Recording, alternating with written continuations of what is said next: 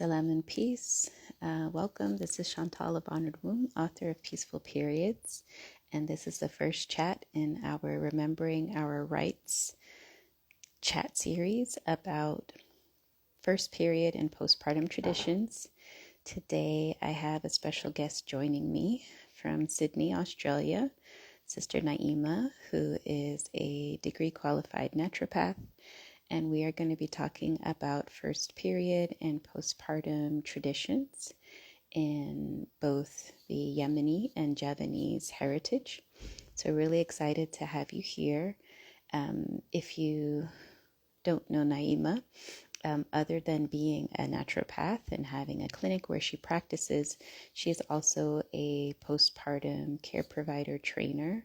And so she does have a postpartum practitioner training and often travels to the UK. And she will be in the UK actually next month for a Wisdom of the Womb event. And so she'll talk more with us about this topic. So there's been a recent influx of a lot of new followers, and many of the followers came through a reel or two reels that I posted about postpartum care. In one of them, I mentioned a phrase from Moroccan postpartum kind of wisdom. And I'm always really intrigued when these posts about postpartum care go viral because I think it touches such a tender and sensitive part of ourselves. I think and I believe that women who have experienced birth and postpartum or have witnessed birth and postpartum have a very visceral experience and response to the receiving care of postpartum that's needed, as well as not receiving the care. And oftentimes when I post about postpartum, there's so much grief that comes up. There is a lot of sadness and regret and even rage about not receiving the kind of postpartum care that was really deeply needed at that time. And so, again, it just makes it really evident to me why this conversation is so important. Remembering our rites is about remembering the rites of passage in our lives, these key thresholds that leave a really deep emotional, psychological, physiological, and even spiritual imprint on us, how we experience these thresholds. And the same can be said for our first period as well as postpartum, that in these critical times and moments, we feel the grief, we feel the rage, and it stays with us many years after. Assalamu alaikum, welcome. Walaikum salam. Thank you for having me. Can you hear me? Can we do I an can, internet check? we're good, we're good. You're hearing me okay? Yeah, I can hear you good. I can see you well. Alhamdulillah. So I've already introduced you as a naturopath and a postpartum care provider trainer, right? You train women in postpartum care provision. And so even though I'm a big fan of your work virtually, we've never really had a conversation No. before. But there's one thing I suspect we might have in common. And Yeah. so I was born in New York City, and I've been living throughout mostly Middle East and North Africa and West Africa since 2008. So I travel a lot, or I've lived abroad for a long time, and people often have no clue where I'm originally from. They often assume that I am East African. So I get Sudanese a lot and Ethiopian a lot.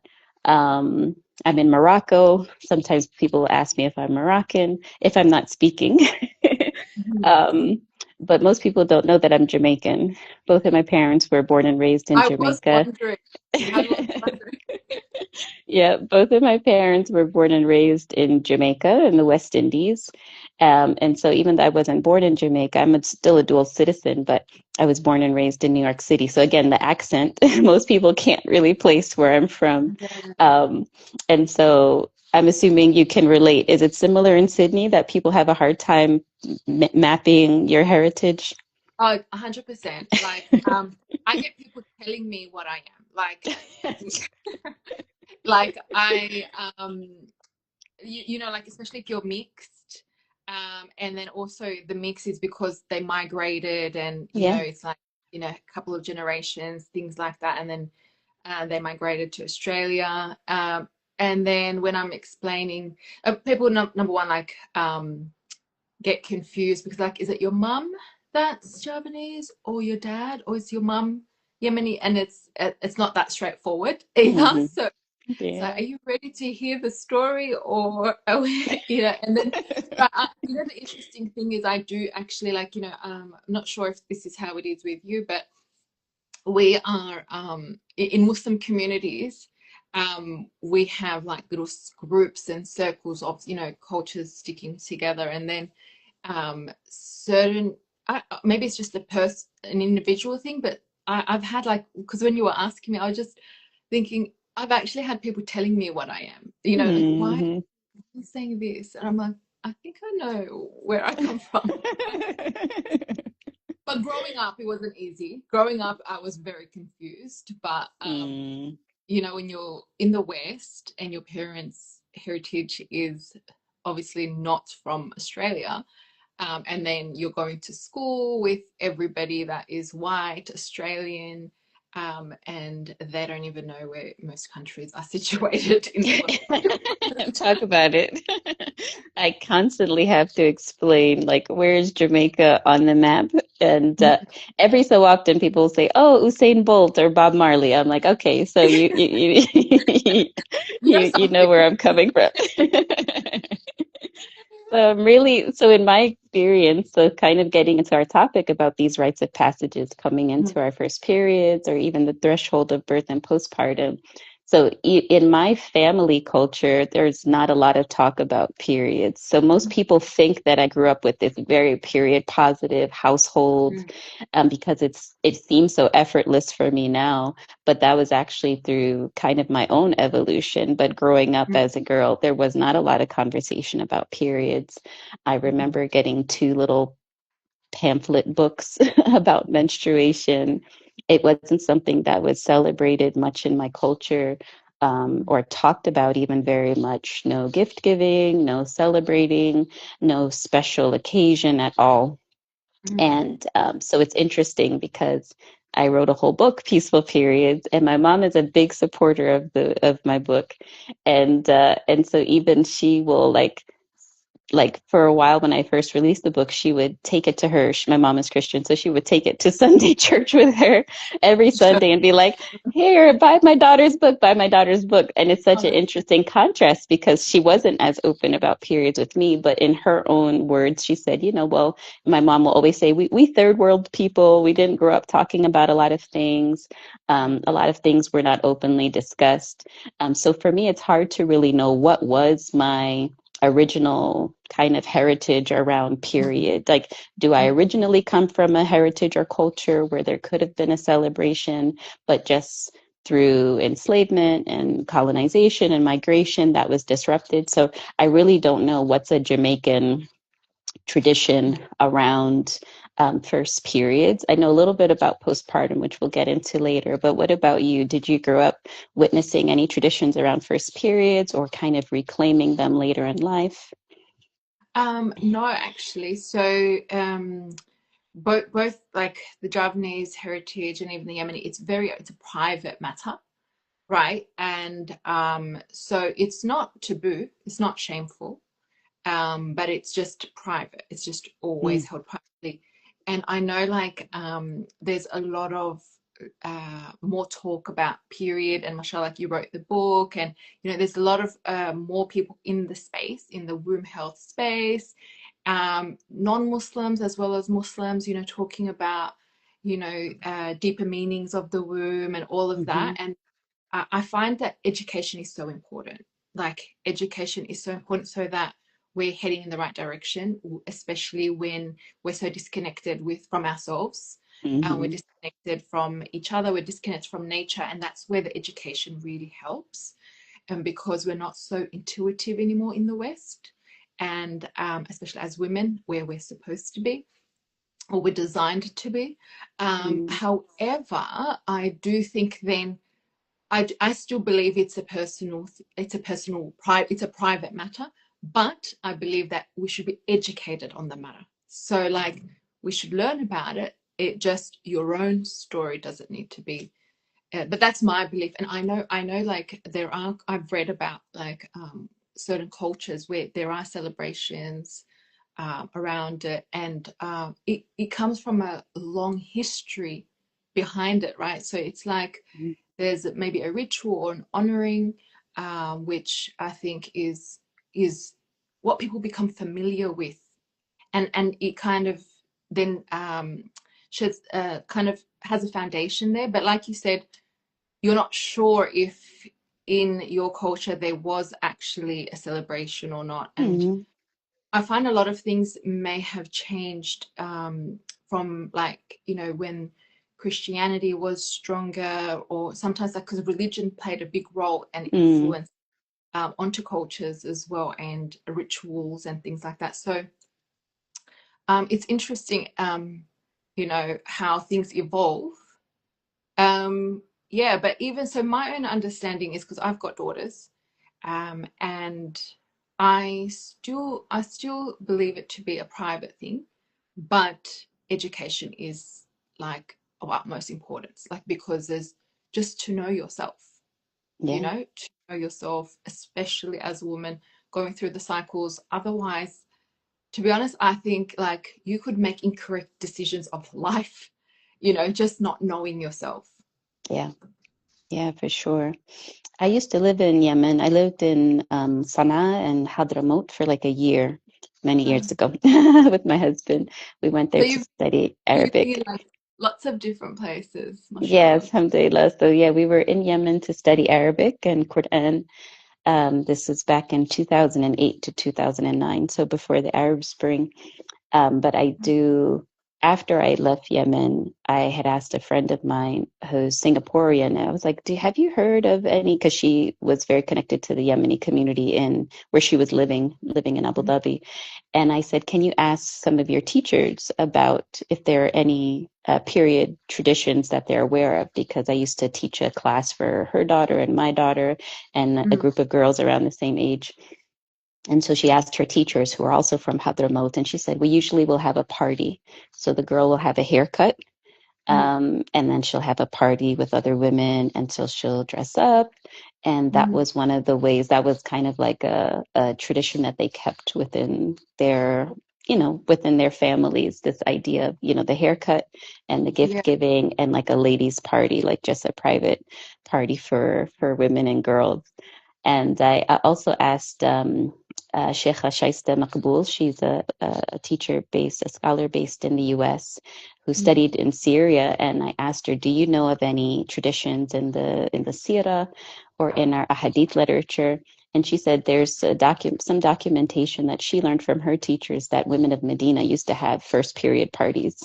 And she said, we mm. don't have a lot of details about it, but we do know that there was a form of celebration of when a girl had her first period. And so, that's something that I was wondering how far it ran through the Gulf, Yeah, through the interesting. Yeah, because Hijaz. I'm actually from Hadramaut.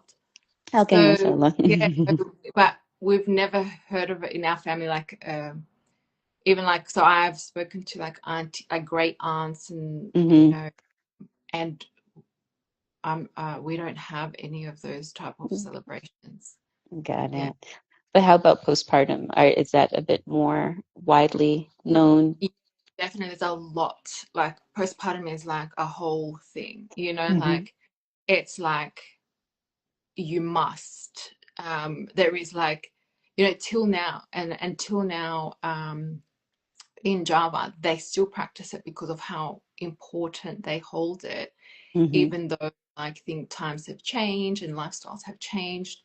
There is still holding on to, and both Yemeni cultures and Javanese culture, both, and a lot of other, I know a lot of other cultures hold the importance of warmth Hmm. in heart and woman.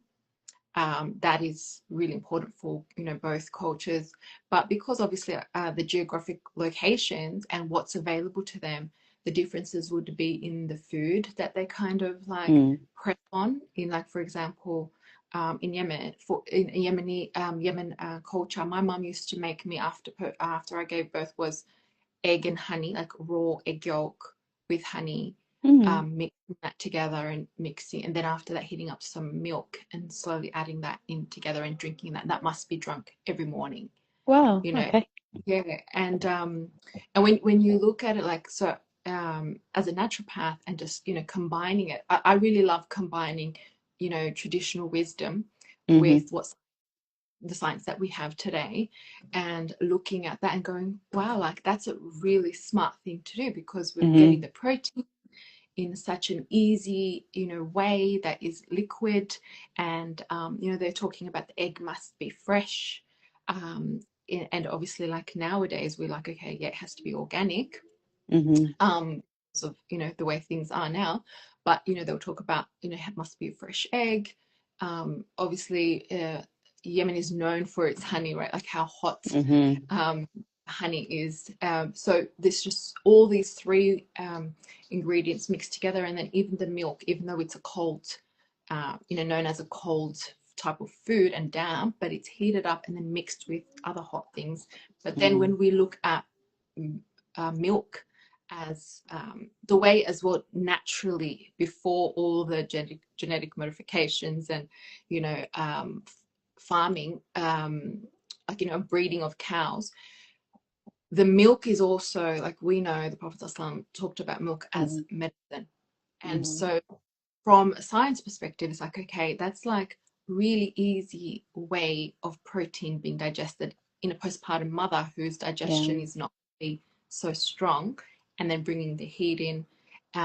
But then when we look at the Javanese culture, because they had so much spices and they used so much spices, they would bring the heat in through a lot of the spices. Mm. It's like all the hot things, basically, like ginger, turmeric. They would also use tamarind as a sweetener, like you mix it together, drink that. But they would also apply things topically all the time. Like you'd visit a postpartum mom and she'd have just like this black kind of paste on her head, or black paste on her feet. And Mm. I think a lot of women still remember their mums or their grandmothers saying, cover your feet, wear Mm. shoes, tiles. And then, so again, I love like connecting the science where it's like, okay, the nerve endings on the feet connecting to the womb. So if your feet are cold, Mm. that's going to send coldness to your womb. So, and then Mm-hmm. heating up your feet and keeping your feet warm is also then going to help your womb. So Mm-hmm. things like that, like, but definitely like coldness and dampness, getting rid of that in a postpartum mother was really huge for both cultures, and they both did abdominal wrapping, Okay.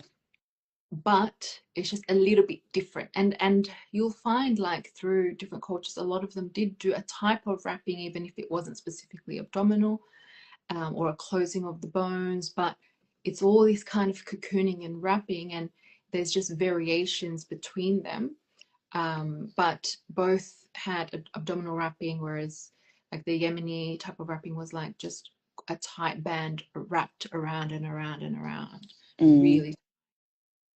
And whereas the Javanese, again, is just a matter of like technicality of the type of fabric and how it was wrapped. It wasn't just that one band that was just wrapped around like that. But they still have that now. Although, like now they've kind of, you'll see women go, oh, yeah, I've got a corset, you know. Mm. And again, just combining, like I said, I love just the combining research and traditional wisdom is like, okay, so is it really the same? Will it really be helpful if we just use a corset? Mm. And what differences would there be? And would it be better, like more beneficial to just do it that way? Or are there some problems with it? And I think that's the good thing about combining the two, is actually going, yes, and acknowledging both, like, okay, Mm-hmm. yes, traditional wisdom, but then we've also got new research and more information in terms of, okay, when shouldn't we use it, Mm. or contraindications, which, because it's a cultural practice, sometimes all women were just told to use it. So little things like that, I feel like, do make a big difference for a woman's postpartum period and that recovery. But yeah, there's like other things where, they say that the woman is more weaker at that time and therefore more vulnerable to influences, um, spiritual influences as well. Mm. So then they'll keep you protected, stay at home for 40 days, don't show your baby to people, make Mm. sure you're reading like a type of ruqya, I guess, or like daily. Not the woman herself, it would be read for her. Um, so they did have that concept of not carrying anything heavy, and keeping warm and staying indoors. And in Indonesia, a woman would actually come and offer massage every day for Mm. 40 days before the abdominal binding. So it wouldn't just be Mm. the abdominal binding, it's also a whole body massage and warming oils as well applied. So there is like a type of oil, it's a type of eucalyptus oil, and it would be used as part of the massage, Mm. whole body. And so I guess that concept of warmth in lots of different ways. And that's the same for Yemeni culture, except like they had specifically like fenugreek is used a lot. Mm-hmm. So, uh, I was asking my mom actually because I had to, because I had both cultures, sometimes I didn't know which one was Mm. Yemeni, which one was actually Javanese. So I was like asking mom, so is this Yemeni or is this Indonesian? And she's like, fenugreek. She goes, Yemeni is just, we used it for everything. Like Mm-hmm. it was just like, it's good. It's just good for any illness. But when I studied my herbal medicine degree, I remember because my mom, taught me to use fenugreek for period pain. And I remember like when we were talking about herbs, for women, I remember putting my hand up and saying, "What about fenugreek?" Because the teacher didn't mention fenugreek, and he was a very sciencey teacher. He was very smart, very quick on his feet. So even though that wasn't part of the notes, he broke fenugreek down to its components, and he's like, I can see how that compound is going to affect the uterus and relax the uterus muscles. Mm. So although that wasn't like part of the course, but he, connected it together. And yeah, I've used it for me and my kids and my clients, and and it's just like, wow. It's just something that has been passed on and on. But fenugreek is warming. There's certain desserts as well, like the green bean. Have you ever heard of the green bean kind of porridge with ginger, but it's sweet? And that's Javanese or Yemeni? So this is the one my mom was like, she actually couldn't tell whether which, Mm. because so mung beans. So Oh, do you know mung mung? beans. Yes. Mm-hmm. Yeah, because it's found also like in like the continents, in that continent, the Arabian continent, the subcontinent, and then it's also used in Asian type of cuisines Mm-hmm. as well. Mung Is beans. Yeah, Yeah. and there was, so that ginger is put in there, and Mm.